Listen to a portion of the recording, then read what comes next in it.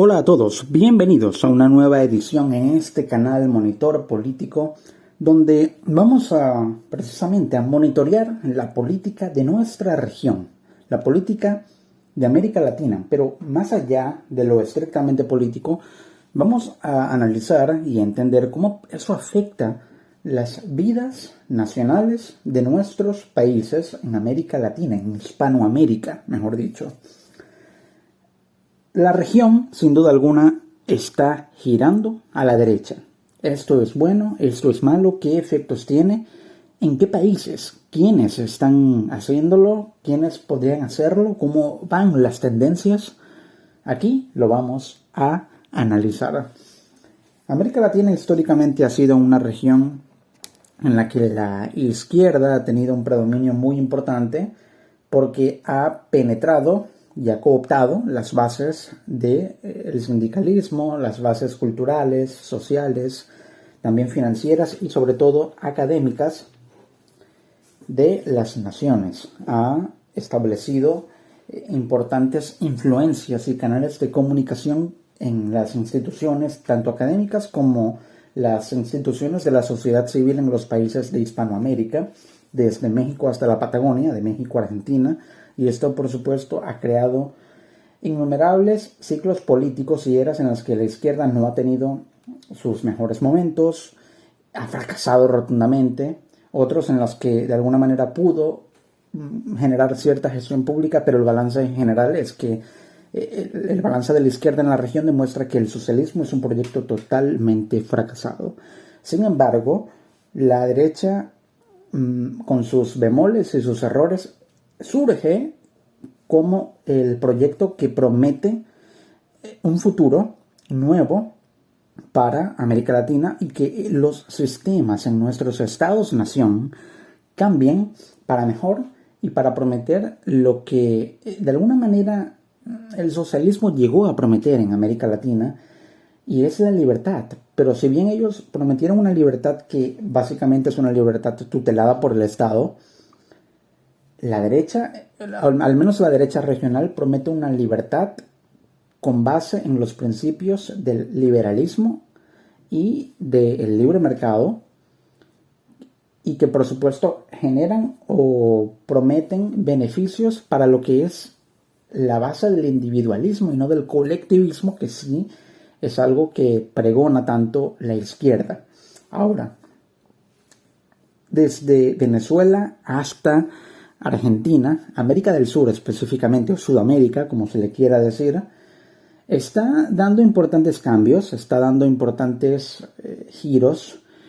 y esto, por supuesto, implica un cambio cultural, un cambio social importante, que se traduce en lo político y en lo electoral.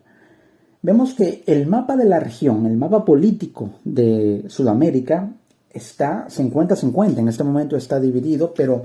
es una falsa imagen de polarización, porque realmente las tendencias indican, al menos hasta ahora, que la balanza se va a desequilibrar totalmente y que tendrá más peso y más presencia y más dominio la derecha. Es decir, que habrá más países pintados en azul en este mapa en América del Sur. Actualmente, los países de Latinoamérica que tienen gobiernos de izquierda, o vamos a hablar solo de América del Sur, que tienen gobiernos de izquierda, gobiernos de corte socialista en sus distintas variantes, son Chile, Uruguay, Brasil, Colombia y Venezuela. En el otro lado, en la derecha, los países que tienen gobiernos de derecha, también con sus variantes, que vamos a explicarlas uno por uno, país por país, son Argentina, Paraguay, Bolivia, Perú y Ecuador. Ahora, empecemos de norte a sur y vamos con los países que están gobernados actualmente por la izquierda. Tenemos en el norte del sur, junto al Caribe, tenemos a Venezuela, donde, por supuesto, para nadie es un secreto que está ocurriendo una situación de total inestabilidad política allí, en la que Estados Unidos tiene un papel preponderante como un factor de presión geopolítica y que está utilizando la disuasión no solo geopolítica y diplomática, sino la disuasión militar, con Donald Trump, presidente de Estados Unidos, a la cabeza, para tratar de alguna manera generar un tambaleo en el sistema político que no me aventuro ni me atrevo a dar escenarios de posibles consecuencias, pero sí es muy claro que Estados Unidos busca tener un resultado político y geopolítico importante en Venezuela con las medidas que está aplicando para tener un beneficio para los Estados Unidos. Si esto es bueno o esto es malo, pues depende de la visión. Para Estados Unidos es estratégico, no es bueno ni malo. Para una parte importante de los venezolanos puede ser bastante preocupante por la incertidumbre política que eso genera y que se traduce en una incertidumbre para la sociedad independientemente de las posiciones políticas de los venezolanos que han quedado muy marcadas en los últimos años, muy evidentes. Pero sin duda tenemos que es la base que podría mantener el socialismo en la región si continúa el status quo político y el sistema político en Venezuela tal como está ahora. Podría ser entonces, si hay cambios de gobierno hacia la derecha en los vecinos Colombia y Brasil y en toda la región como lo vamos a analizar ahora, Venezuela podría ser una especie de isla en América del Sur, isla entre comillas porque geográficamente no es una isla, pero una especie de isla política del socialismo en América del Sur, o un enclave del socialismo al estilo cubano en América del Sur, tomando en cuenta que el líder y el bastión principal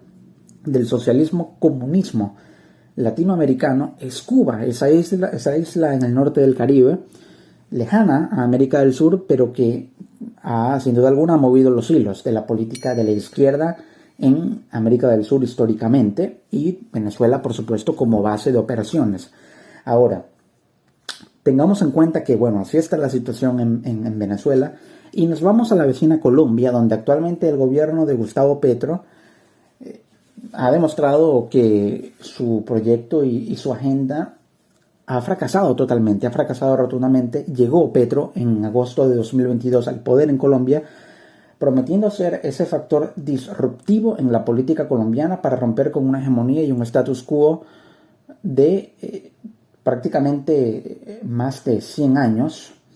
200 años de gobiernos de derecha, o al menos gobiernos no de izquierda, no socialistas, no progresistas, como se le dice ahora, en la República Colombiana. Petro prometió ser ese factor de cambio que iba a prometer esa utopía que tiene la izquierda de lo que es la justicia social y la igualdad. Petro llegó con esas banderas y no ha podido hacerlo principalmente porque no ha logrado tener el músculo legislativo, es decir, apoyo en el Congreso, en el Parlamento, para poder aprobar todas las reformas que quiere: reforma laboral, reforma al sistema de salud principalmente, reforma al sistema tributario y también una reforma total de la economía colombiana e incluso una reforma a la Constitución, o prácticamente demoler la Constitución colombiana actual y crear una nueva Constitución, porque no ha ocultado sus intereses de crear o de instalar una asamblea constituyente en Colombia. Por lo tanto, no ha podido lograr ninguno de esos objetivos y tan solo le queda un año a Petro en el poder. Habrá elecciones presidenciales en Colombia en mayo de 2026 y el nuevo presidente asumirá en agosto de 2026, exactamente 4 años después de la llegada de Petro. Y eso, todas las tendencias, si bien todavía falta mucho y no ha iniciado ni siquiera la pre-campaña presidencial o la pre-campaña electoral en Colombia, pues podemos decir que las tendencias apuntan, por todo lo que ha sucedido en Colombia últimamente, sobre todo con el punto de inflexión que provocó y que supuso el lamentable asesinato del candidato o entonces precandidato presidencial del Partido Centro Democrático por el polo del uribismo en Colombia,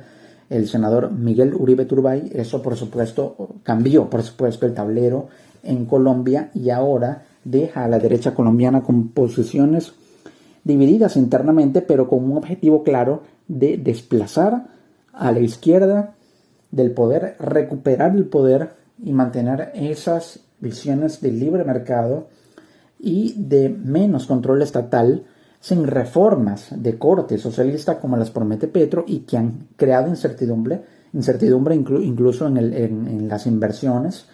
en el sector privado en Colombia y ha afectado, por supuesto, a la economía colombiana por el proyecto de control estatal que tiene Petro para Colombia y que no ha logrado materializar, pero que sí ha debilitado y ha generado incertidumbre en la economía colombiana, lo cual ha devaluado el peso más de lo que se devalúa de por sí cada año y ha también atizado, ha acelerado y ha echado gasolina al fuego de la migración colombiana, que tiene años como una sangría que no para, una hemorragia que no se detiene y que continúa su curso y que aumentó desde la llegada de Petro al poder hace ya poco más de 3 años. No se han cumplido los 4 todavía, pero sí ya 3 años. Ahora, en Brasil, también vecino de Colombia y de Venezuela, tenemos a Lula da Silva, un mandatario que ha creado bastante polémica y que anunció que se va a postular para una reelección nuevamente por tercera vez en los últimos años, pero en el total de su carrera al menos unas 8 veces. Y Lula promete que va a mantener su proyecto de reformas y que va a aplicar el progresismo al estilo del Partido de los Trabajadores, al estilo del proletariado socialista de corte brasileño y del sindicalismo brasileño, que fue lo que lo catapultó a la política brasileña hace muchos años y que sigue manteniendo la figura política de lo que es Lula hoy. Si bien es un presidente de corte socialista, ha generado y ha causado que Brasil se posicione como una economía emergente, no en vías de desarrollo, sino como una economía desarrollada a su manera, no al estilo del primer mundo, pero sí desarrollada por ser la potencia regional, por ser la segunda economía de toda América, no América hispana, América Iberoamérica o América Latina, aunque hay diferencias en los términos, pero por ser una potencia en toda la región, por no decir en casi todo el continente, y uno de los países emergentes del bloque de los BRICS. Y esto le ha dado un poder de exportación. Exportación es un poder comercial enorme a Brasil, también un potencial en lo que es la metalurgia y la industria muy importante. Y eso ha sucedido no solo bajo gobiernos de Lula, sino también bajo gobiernos de derecha, pero principalmente bajo gobiernos de izquierda, que son los que en los últimos 15 años han gobernado a Brasil. Por lo tanto, si bien Lula ha perdido popularidad, intentará lanzarse para el año que viene, las elecciones del año que viene, 2026, que habrá en Brasil. Más sin embargo, la derecha bolsonarista del expresidente Jair Bolsonaro intentará rebatirle el poder a Lula, quien goza más de popularidad histórica más que de una popularidad presente. Actualmente no tiene mucha popularidad, pero sí es una figura que ya prácticamente forma parte de la cultura política brasileña y de la sociedad política brasileña, y que ya es un sello prácticamente de Brasil, de la vida nacional del Brasil en los últimos años, y eso lo mantiene con un marketing político importante de cara a las elecciones del año que viene, y tendrá eso que rebatirlo la oposición y la derecha brasileña. En el caso de Uruguay, un país que ha estado gobernado en los últimos, al menos en los últimos 8 años, por gobiernos de centro derecha, hoy tiene un gobierno de centro izquierda, una izquierda moderada,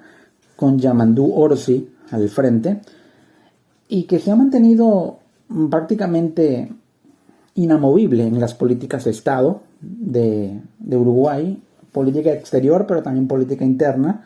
que no genera polarización ni confrontación, y es prácticamente la izquierda menos confrontadora, menos, digamos, problemática, por así decirlo, en la región, y que se mantiene de manera ecuánime con las funciones protocolares del poder y las funciones políticas, pero también las funciones constitucionales del poder en Uruguay, y sigue gobernando de una manera todavía democrática. Y se puede decir, de hecho, que es una de las democracias más estables de América del Sur, por no decir la más estable, porque aunque tiene un gobierno de izquierda en este momento, sigue manteniendo posturas democráticas firmes y existen plenas garantías para el ejercicio de la política y la expresión de cualquier ideología en Uruguay al día de hoy. y eso tampoco afecta mucho menos al mercado ni a la economía uruguaya, que se posiciona como una de las más estables. De hecho, Uruguay es el país de América del Sur con el salario mínimo más alto junto a Chile, aproximadamente unos $500, y eso le da una ventaja competitiva importante en el mercado laboral para atraer migración sudamericana y latinoamericana al Uruguay, que ha sido un factor importante para el crecimiento de ese pequeño país, el más pequeño de América del Sur y uno de los más pequeños de Hispanoamérica, para su futuro, para su desarrollo, incluso también su desarrollo presente. Luego tenemos, en el bando de la izquierda, tenemos a Chile, un país muy importante en materia mineral, materia energética, pero en la materia energética aplicada a la minería, al poder y a la potencia de subsuelo que tiene el país andino, Chile, con esa enorme costa, con el Océano Pacífico, la costa más larga con el Océano Pacífico que tiene un país en América del Sur, y también, por supuesto, enormes reservas de cobre y de otros minerales muy importantes que hacen que la influencia de China en Chile tenga cada vez un crecimiento más importante, algo que, bueno, a lo que Estados Unidos se está poniendo el ojo, pero que ha hecho de Chile uno de los países de América del Sur, o el país de América del Sur más estable, también y más importante, actualmente por su tamaño, mucho más grande que el Uruguay, por supuesto, como se puede observar en el mapa, y que ha traído una importante migración de otros países de la región hacia Chile, principalmente migración venezolana, y ha crecido su mercado laboral, ha crecido también sus proyecciones salariales, pero también han crecido sus proyecciones demográficas y su potencial de productividad de bienes y servicios para la economía interna, pero también de exportación, aunque el fuerte de Chile es la exportación de cobre, y eso es algo innegable. Ahora, en el bando siguiente, en el otro bando, en la derecha, tenemos Argentina, Paraguay, Bolivia, Perú y Ecuador. Vamos de sur a norte en este caso, porque el más importante y el referente, no solo en el bando de la derecha, sino en toda la región actualmente, es Argentina, por esa especie de figura pop o figura rock que supone Javier Milei, que ha cambiado incluso la cultura política de la sociedad argentina, pero también de la región, junto a Nayib Bukele en El Salvador, pero vamos a enfocarnos en América del Sur, no en Centroamérica donde está El Salvador, sino en América del Sur, y es el factor Milei, con sus ideas libertarias de reducción del Estado a la mínima expresión, y también de esa promesa de libre mercado, pero un mercado tan libre que supone incluso una especie de libertinaje económico no desordenado, sino de que el arbitraje de la economía sea totalmente del mercado, con una participación totalmente nula del Estado, no mínima, no, digamos, un poco equilibrada o imparcial, no, totalmente nula la participación del Estado argentino en la economía, o es lo que quiere Milei, para que sea el mercado lo que determine no solo los precios, sino que el mismo mercado sea el que regule y controle la inflación, mantenga una política de poca liquidez monetaria exacerbada y excesiva,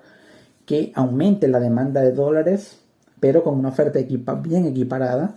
bien traducida en cantidad de pesos argentinos en la economía, que le den mayor valor a la moneda argentina y se produzca ya lo que Milei quiere buscar como una dolarización endógena, es decir, una dolarización espontánea que se daría según la teoría y el proyecto de Milei, porque se absorbe toda la liquidez de pesos argentinos en la calle, se deja una porción que pueda ser de alguna manera o estar equiparada con la oferta de dólares. La demanda de dólares entonces, aunque aumente, se puede mantener estable porque hay una oferta de dólares suficiente para saldar esa demanda, y eso hace que se devalúe cada vez menos la moneda argentina, y al lograr esa fortaleza, que haya una libre convertibilidad y una estabilidad cambiaria entre el valor del peso y el del dólar, y entonces los argentinos decidan libremente qué quieren usar, si el peso argentino o el dólar, porque ambos tienen un valor muy parecido y una reserva de valor importante para ahorrar, para invertir, pero también para mantener el valor de su trabajo y de sus productos y de sus bienes, de tal manera que sean los argentinos quienes decidan si quieren usar pesos como forma de ahorro, porque tiene un valor muy cercano al dólar o una tasa al menos estable, o ahorrar directamente en dólares y así se produzca de manera natural y espontánea, no forzada, una dolarización endógena, es decir, interna, que no dependa de una inyección de flujos de dólares por parte de la Reserva Federal de Estados Unidos, sino que esa dolarización espontánea se vaya produciendo en los próximos 2 años, que son los que le quedan de periodo a Milei, si no logra la reelección, y así Argentina sea un país dolarizado como lo es El Salvador, como lo es Ecuador, como lo es también Panamá. Entonces, con la victoria en las elecciones del 26 de octubre, elecciones legislativas o de medio término en Argentina, al tener un 40,84% de dominio y unos 93, 94 diputados en la Cámara, en el Congreso, en Argentina, y también más senadores, pueden ahora tener un respaldo acordando con otras fuerzas políticas, Javier Milei, para sacar adelante sus proyectos, sus leyes, y eso representa un punto positivo para Argentina, pero también para la región. Pero, ¿por qué? Y eso hay que tenerlo muy, muy en cuenta, porque con la victoria de Javier Milei ayer en Argentina, del partido de Javier Milei, La Libertad Avanza, que ganó la mayoría de los diputados del Congreso, lo coloca en una muy buena posición para aprobar leyes y nuevas medidas económicas que acaben con la inflación, como lo expliqué, que acaben con la devaluación de su moneda y generen una dolarización espontánea en Argentina para los próximos 2 años, con la ayuda financiera de Estados Unidos, que ya les dio a Argentina un paquete de rescate por $40 mil millones, 20 mil millones directamente otorgados por Estados Unidos y 20 mil millones en créditos de privados estadounidenses.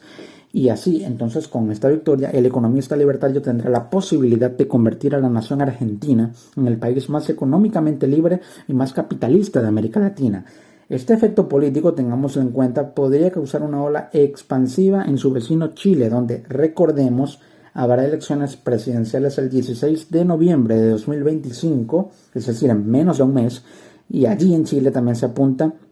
una posible victoria de la derecha conservadora y del libre mercado. Esto nos lleva a entender que América del Sur está girando a la derecha y que se está produciendo una nueva era, sin duda alguna. En Chile, retomando un poco al vecino país de Argentina, en Chile la posibilidad de que la centroderecha gane es muy alta, con José Antonio Kast a la cabeza. Está Johannes Kaiser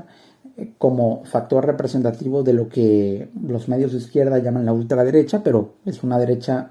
conservadora, no una centro derecha, sino una derecha conservadora, y eso entonces, frente a la opción del comunismo de la izquierda chilena, que es la comunista Janet Jara, eso puede sin duda alguna hacer que Chile retome el camino que lo llevó a una estabilidad que lo convirtió en la entonces llamada Suiza latinoamericana, o la Suiza de Latinoamérica. Desde que en 2018 y 2019 Chile fue un imán, un polo de atracción muy importante para la migración en Latinoamérica, principalmente de Venezuela, pero también para la migración de otros países fuera de la región, y eso lo llevó a un atractivo muy, muy importante también de inversión a Chile. Ahora, luego de Argentina pasamos a Paraguay. En Paraguay, si bien no hay mucho que decir por ser un país con poca relevancia política en la región, pero sí es un país con relevancia geográfica por algunos recursos naturales que tiene, por su ubicación estratégica entre Argentina y Brasil, pero también en frontera con Bolivia, le da en esa ubicación de estar en el corazón, literalmente en el corazón, justo en el centro de América del Sur, le da a Paraguay una posición geopolítica para mantener relaciones comerciales con prácticamente todos los países de América del Sur, o con las dos potencias de la región, que son Argentina y Brasil, también con una cercanía con Uruguay, y relaciones con Bolivia, que ya vamos a tocar el tema de Bolivia, por tener frontera también compartida con Bolivia. Entonces, Allí Santiago Peña, el presidente paraguayo, es el que gobierna en este momento, de derecha, por supuesto, y esto le da también un plus para que se mantenga la estabilidad en un pequeño país que se ha consagrado de tener cierta estabilidad política en los últimos años. Por eso es el país del que menos se habla o del que menos salen las noticias en América Latina y en el mundo, pero eso le da un significado, una connotación de estabilidad importante. Para los paraguayos también, una de las naciones que tiene menos migración o emigración, de la que menos nacionales se van o emigran, salen, pocos son los paraguayos que salen, y eso por supuesto le da un factor importante de proyección de futuro para la atracción de la inversión extranjera directa. Ahora nos vamos a Bolivia, donde ganó recientemente Rodrigo Paz. Rodrigo Paz, un candidato, o entonces candidato, ahora es presidente electo de Bolivia. De alguna manera, si bien se le llamó como un candidato de centro izquierda o de un centro dudoso, algunos lo ven de centro derecha, pero no lo catalogan de derecha, como si entonces su ex contrincante, el entonces candidato Jorge Tuto Quiroga. Si bien las políticas o las posiciones que ha demostrado el presidente electo de Bolivia, Rodrigo Paz, son también muy, muy llamativas y hay que analizarlas. Y son básicamente las siguientes. Primero, su posición clara es retomar las relaciones de Bolivia con Estados Unidos, que están rotas desde el 2005, desde hace 20 años, desde hace 2 décadas. También propone algo que se llama el capitalismo popular, que no es un término que exista realmente en la bibliografía política o económica, pero despierta ciertas dudas sobre qué significa realmente eso, y es una de las incógnitas que tiene pendiente por aclarar y responder Rodrigo Paz. También está a favor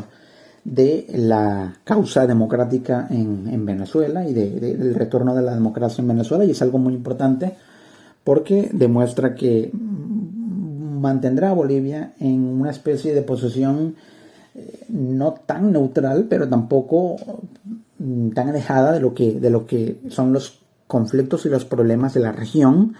sobre todo con uno relativamente cercano como lo es Venezuela. Ahora, esto le da a Bolivia una posición también estratégica en lo político para, al retomar relaciones con Estados Unidos, tener la posibilidad de ayuda financiera que le permita recomponer la industria de la producción de combustibles, la industria minera y de la producción de coca, pero para el consumo no solo interno, sino para la exportación y la actividad comercial sana, que no sea criminalizada en Bolivia, sino que sea bien regulada para el beneficio de la economía de ese pequeño país andino, pequeño país sin salida al mar, al igual que Paraguay. Luego tenemos a Perú, ahí al lado, justo al lado de Bolivia, y eso nos demuestra lo más reciente que ha ocurrido en Perú es la destitución de la expresidenta Dina Boluarte, y ahora el presidente nuevo, muy probablemente provisional, no sabemos sin completar el periodo por la inestabilidad política enorme que hay en Perú, lo mantiene en una posición de derecha, básicamente también una especie de centro derecha que tiene al Perú en una incertidumbre, porque independientemente de que sea izquierda o de derecha, un presidente en Perú tiene una inestabilidad política por la falta de acuerdos en el Congreso, pero también y principalmente por la corrupción rampante que han tenido básicamente todos los últimos 5 o 6 presidentes del Perú, probablemente más, o al menos los últimos 10, entre los últimos 6 y los últimos 10 presidentes del Perú involucrados en casos de corrupción, y eso hace que no haya una cabeza o un jefe de Estado que pueda mantenerse de manera estable, sin conflictos legales ni judiciales, no solo políticos, sino también legales, en la jefatura de Estado del Perú. Sin embargo, esa inestabilidad política, que es sorprendente y que no ocurre en otros países de América Latina, como ocurre en Perú. A pesar de esa inestabilidad, la economía peruana se mantiene estable, es decir, la política peruana es muy inestable, pero la economía peruana es de las más envidiables en América Latina por la estabilidad que tiene. De hecho, el sol peruano es la moneda que tiene mayor valor y que la moneda que menos devaluada está, prácticamente a la par con el dólar estadounidense, y eso ha mantenido la inflación en Perú muy baja por la independencia admirable del Banco Central de Perú, cuyo presidente se ha mantenido en el poder, o mejor dicho, al frente del Banco Central de Perú, sin importar el presidente o la ideología, sea de izquierda o sea de derecha, del presidente de turno o de los presidentes que han ocupado Perú o han ocupado el poder en Perú en los últimos años y que han sido uno tras otro derribados por el Congreso por causas de corrupción, y aún así el Banco Central se mantiene con el mismo jefe a la cabeza, con una política clara que no está influenciada por la política ni por los políticos peruanos, y eso hace que se mantenga estable la moneda, el sol peruano, los salarios, tanto el mínimo como los salarios reales, y la actividad comercial privada en el Perú. Si bien hay problemas sociales internos muy importantes, ha sido un foco de atracción de migración, principalmente migración venezolana, en América del Sur, Perú, en los últimos años, y también un foco importante de estabilidad para el consumo interno en Perú y para el desarrollo de la sociedad peruana, con sus bemoles también, pero que por supuesto lo han podido hacer en una economía estable. Por último, está el Ecuador, al lado de Colombia, entre Colombia y Perú. El Ecuador ha pasado por un problema de inseguridad muy grave en los últimos 5 años, y eso ha hecho que la inestabilidad política, social y también de seguridad para la población ecuatoriana lleve al país a una situación de inestabilidad que afecta a la economía, no en cuanto a la inflación o a la moneda, porque Ecuador usa el dólar. Es la única nación de América del Sur que está oficialmente dolarizada, más allá de Venezuela, que de facto no oficialmente está dolarizada también, pero Ecuador sí lo está, legalmente dolarizada con la venia de los Estados Unidos. Es la única que lo está en América del Sur, y que, a pesar de la inestabilidad social y de seguridad, la crisis de seguridad en Ecuador, se mantiene estable la economía en términos de salarios y en términos del valor de los ingresos, pero aún así, los conflictos sociales y sindicales han llevado a protestas que también tienen como objetivo el aumento del salario mínimo, desigualdades sociales muy importantes y el problema de la inseguridad sumado a la corrupción de los políticos, pero también a la corrupción vinculada con el tema de la inseguridad por los grupos del crimen organizado que controlan Ecuador, han hecho que el gobierno ecuatoriano, con Daniel Noboa de derecha a la cabeza, tenga que recurrir a la ayuda de Estados Unidos en materia militar, incluso militar y policial, por lo cual prácticamente o muy probablemente habrá bases militares estadounidenses en Ecuador, y eso se decidirá en un próximo referéndum en el que el gobierno ecuatoriano le va a preguntar a los ecuatorianos si están de acuerdo con la instalación de bases militares de Estados Unidos en Ecuador, y allí veremos cómo eso va a afectar entonces el rumbo del gobierno de Daniel Noboa. Así está la región. Recordemos que los países que van a tener elecciones en América del Sur el año que viene, en 2026, son Brasil, Colombia, Perú también las va a tener, y este año Chile. Este mismo 2025, en menos de un mes, Chile tendrá esas elecciones. Por lo tanto, tenemos una situación en la que va a girar a la derecha, probablemente lo haga Colombia, también Brasil, existe una posibilidad, pero muy probablemente Chile. Entonces tendríamos a Chile, a Brasil, a Colombia, a Perú, que tendrá elecciones también el año que viene, manteniéndose en el rumbo de la derecha. Tendremos entonces a unos 4 nuevos países sumados a la derecha en América Latina, y esto colocaría o dejaría solamente a Venezuela y a Uruguay como los únicos 2 países con gobiernos de izquierda en América del Sur, Y eso envía un mensaje importante a nivel geopolítico, pero también un mensaje de las sociedades de estas naciones latinoamericanas sobre cómo quieren, cómo ven su futuro para el próximo quinquenio o para la próxima década, que será vital para el desarrollo de los países de una región que tanto tiene para darle al mundo como lo es América del Sur, y esto es algo que no se puede negar sin duda alguna. Nos encontramos en una próxima edición en este monitor político para seguir entendiendo cómo la dinámica política de nuestra región, pero también en Estados Unidos, en Venezuela e incluso lo que pueda ocurrir en Europa, afecta la vida de nuestros países y de nuestras sociedades. Hasta la próxima.